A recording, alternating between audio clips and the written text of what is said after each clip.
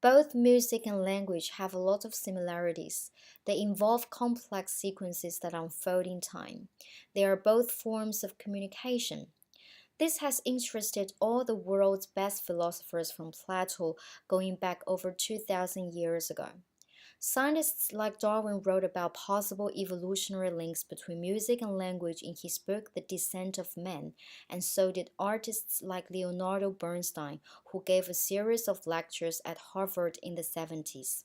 He spoke about the grammar of language and the grammar of music from Noam Chomsky's theories.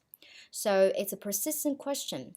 It keeps drawing interest from scientists today, but there are some basic obvious similarities. For example, both music and language have rhythmic systematic patterns of timing, accent, and grouping.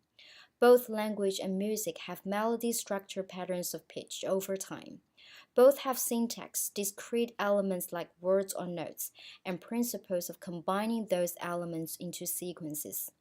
Sentences are just random sequences of words. Both convey effect, which means emotion using sound. You can make out a lot of emotion from a person's voice, and music has the characteristic of providing emotions like happiness or sadness.